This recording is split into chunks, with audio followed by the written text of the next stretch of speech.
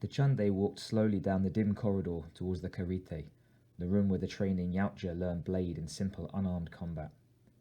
Many leaders focused on the importance of shift suit mechanics and burners in the teaching of the hunt, but not he. From long experience, the Chande knew that sometimes there was nothing to rely on outside of one's own prowess. To teach anything else would be to risk the death of future warriors, and a good leader had many students still hunting. The measure of a teacher was the lifespan of those he taught. The longer they lived, the better the instructor. The Chande inhaled deeply as he neared the karite. The musk of aggression was strong in the air. An oily, bitter smell promised confrontation, but he did not hurry. Being the eldest blooded on a hunt had its privileges. No fight would begin without the leader to witness it. The winding passageway narrowed to an arched entry in front of the Chande, the walls lined with hard meat armour. Already he could hear the clatter of taloned feet and the mumbling of expectation. He stepped through the arch and waited for acknowledgement. Quickly he located the few students he had picked to cause trouble early on and marked them. Monday, the short one, Garde, with the long tress, and Tichinde, who talked louder than any other. Of the three, Garde would be the least trouble. He was but a follower. But the other two... Within a short span, all Yautja had turned their attention to him. There were 14 in all who wore the plain Vlex headband of student, plus 2 blooded warriors who helped supervise. These two, Skemte and Waka, were also the navigator and flyer. The ship was fully automated. A single trained Yautja could handle it, but it did not hurt to take precautions. Both warriors carried the Shinde's signature mark upon their foreheads like a third eye, the etch of hard meat blood from their first kill, and they watched him carefully for direction. Each sought their own leaderships. Both were wise enough to know such an achievement would not be through challenge against him. One by one, all heads bowed to him. The Chande nodded curtly, never taking his sharp yellow gaze from the group, Tichinde in particular. What he saw did not surprise him.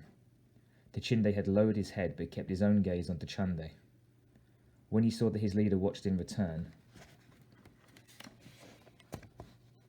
he flared his lower mandibles and raised his head to face him, a sure sign of aggression. It was insolent but forgivable. Were his leader a patient one? Had Tichinde begun the low growl of confrontation, it would not be so easy to allow him to remain unmolested. As it stood, this was a prime opportunity to let the cooped-up young males practice. Tichinde! The Chande made his voice angrier than he was. The Yautja surrounding the arrogant youth stepped away from him, tusks opened wide. You may show your skills, the Chande continued, his voice threaded with sarcasm. By a Yedin spar with Monday. First fall determines the winner.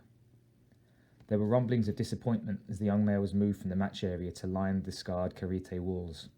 With no weapons to be used, both combatants would probably still be alive after the match. Still, the energy was high. Several Yautja had seen the look between Tichinde and the leader, and all could see the disrespectful face of the student now. What would the leader do about this? How would he respond? Was he weak enough to allow a challenge to pass, even one so veiled? The Chande paused until all were in place before giving the command. Begin! As one, the Yautja began to howl and chant as the two young males circled. The Chande watched carefully as Monday lunged forward for the first blow, arms raised. The Chinde blocked easily and countered with a jab to the throat. Monday moved aside, not fast enough to avoid the shot completely. A chorus of guttural hisses filled the room as he stumbled and pulled back. A clumsy response. No one was impressed. The Chinde shrieked and ran at Monday, talons extended for a stab to the abdomen. The defender, already off balance, blocked too high. The Chinde hit full on and knocked Monday to the padded floor. The victorious youth threw back his head and screamed in triumph. The karite pounded with the cries of the agitated students. The match was over. Too soon. Blood was still too warm. None would be satisfied with such a quick bout.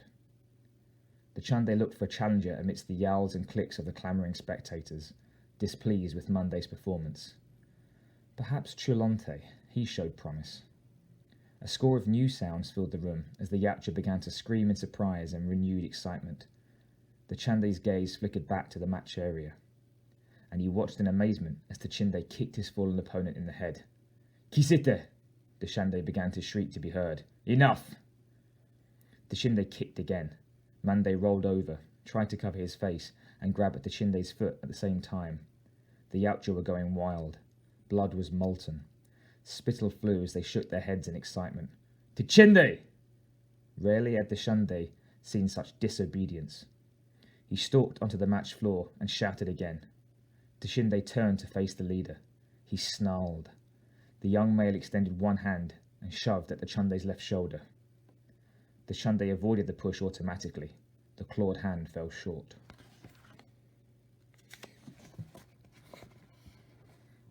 The watching Yautja suddenly fell silent. Only a few dying clicks and cries of wonder.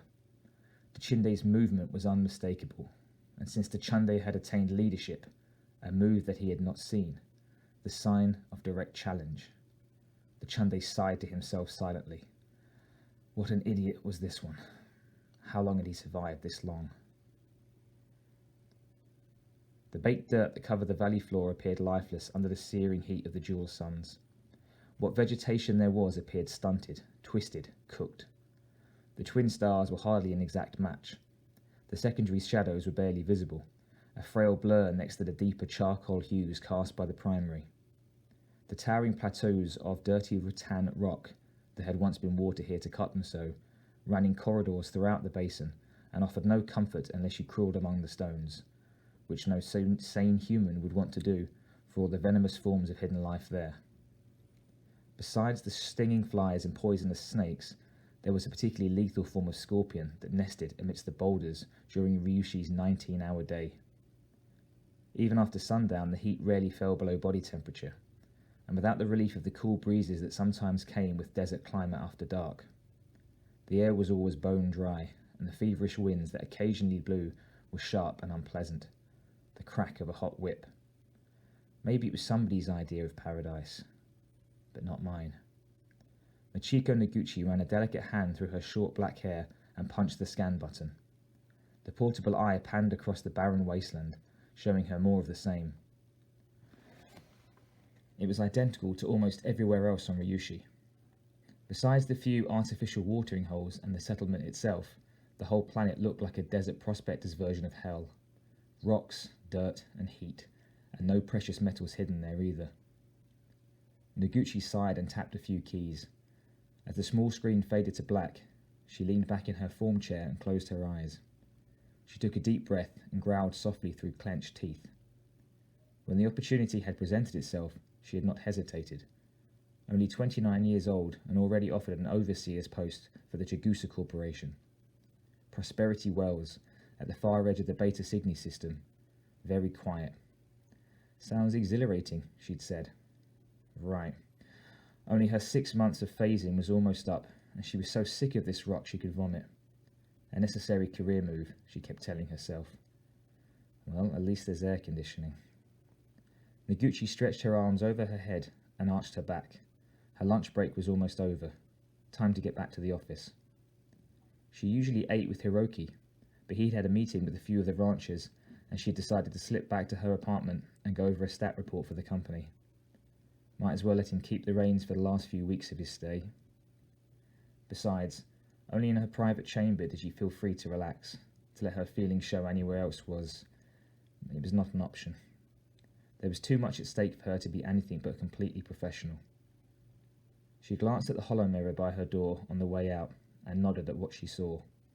Cool, composed, detached.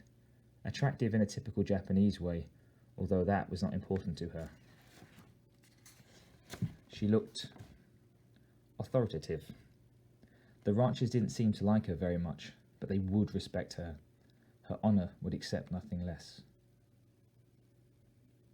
Deshinde felt the anger flare, and then, almost regretfully, he let it pass. Half a lifetime ago, such a display of brash audacity would have meant a quick death for the young male. The Yautja who would dare to challenge him? Certainly they'd they. And grinning all the while, he delivered it too. But he was leader now. Not a kind leader, but a just one. There were others who would kill for such an offence, but these days he would teach. There was no point in a match if you knew you would win. Doubt was necessary, or it was but an exercise. All of this flitted through his mind in less than a second. Tichinde pushed at him again. Again Tichinde slipped the move unthinkingly. He saw the surprise on the young one's face, and perhaps, too late, a touch of realization that he had made an error, a very bad error. The juvenile Yautja gave up their stunned hush at this new transgression and roared for blood. It did not matter whose. Tichinde reflected no longer. He grabbed Tichinde's hands and held them high with his own. Tichinde screamed into his face. The shrill sound blended with the cries of the spectators. Tichinde did not pause. The leader jerked his head forward. Their skulls met with a dull crack that sent a peal of renewed clatterings and hisses through the assemblage. Tichinde pulled his hands loose and staggered back, arms held high but dazed. They circled. A tiny trickle of pale blood ran down Tichinde's face from beneath his lexband. Without taking his gaze from Tichinde, the student reached up and touched the flow, rubbed it between his fingers for confirmation. He did not seem to like the feel. Too bad. Tichinde spread his arms wide, back hunched, and screamed. The sounds were garbled with fury, but the inflections unmistakable. Nanda Thangwan, the kiss of midnight. Tichinde's intentions were crystal. He would kill his leader if he could. Enough was enough. Tichinde locked his fingers together and leapt. He landed beside the impudent Yautja and brought his doubled fist down, hard, into the small of the still screaming Tichinde's back. Tichinde fell to the floor. His lower maw smacked the mat quite audibly. Tichinde jumped back quickly as Tichinde slowly regained his feet. Aware of the audience, the leader moved with all the grace and skill he could muster. The motion was nearly perfect, and any of the watchers who could recall even a bit of training would be impressed by the flow of it, which was the point. New blood oozed from the young male's lower mandibles. The watching students sang out calls of victory for their leader as Tichinde turned to face Tichinde. The cries of derision from his peers were perhaps what spurred the young male into action. With a strangled hiss, the bleeding Yautja ran at Tichinde, fists extended. Give him credit for his spirit. Credit for brains? No. For skill? Hardly, but he was no coward. Still, it was poor form. Tichinde fell to his knees before Tichinde reached him and grasped the student's outstretched upper body with one hand, his nearer leg with the other. Suppressing a grunt, he strove to make the move appear effortless. As if the youth weighed no more than a suckling, Tichinde stood and thrust Tichinde high over his head. The howling Yautja tried to escape and regain the floor, but his writhings were to no avail. Tichinde held the young male high, let out a growl of conquest, then threw Tichinde across the room. The mob of howling young males split, narrowly avoiding the flung body before it smacked into the wall. They chanted triumph for Tichinde, harsh sounds of Nayin Desinje De, pure win. Tichinde made no chant himself, and none was needed. The fallen Tichinde spoke for him. For a short time, nobody moved. Finally, Tichinde staggered upright and walked slowly towards his leader, head bowed. The outcome was obvious, and a further display of aggression would be dishonourable, not to mention stupid. Tichinde stopped in front of him and raised only his eyes to see what Tichinde would decide. In such a challenge, death was not an unreasonable punishment. Tichinde pretended to consider his options as the chance fell to a breath-held stillness and overstretched tension. There was really no question for him. A good leader did not have to kill one of his own to prove anything, and to embarrass the young male would tell later in Tichinde's hunts. He waited because all eyes watched, and the hesitation was penalty enough. After a few breaths' time, Tichinde tilted his head to one side and spoke. Pious Lechinde, he paused. Humna mi de. Tichinde hung his head lower and stepped back, his relief visible. Several young males came forward to touch Tichinde's hair in appreciation of the leader's compliment. The precise tip of Tichinde's head, combined with the words, indicated both acknowledgement of the student's submission and a respect for his bravery. Remember God's practice. Tichinde was allowed his life and his name, but with the ritual warning a slap to his embarrassed face. Still, there was no real shame in losing to one who would face the hard meat with nothing but talons and blade. Tichinde almost allowed himself a grin, but did not want to lighten the effect of his pronouncement. He raised his hand and gestured for the students to fall in line for training. Tachinde knew who was leader and would not forget it. And if another Yautja strayed from obedience, after this it would not likely happen. If it did, there would be no more than one Dachunde on ship. His honour would accept nothing less.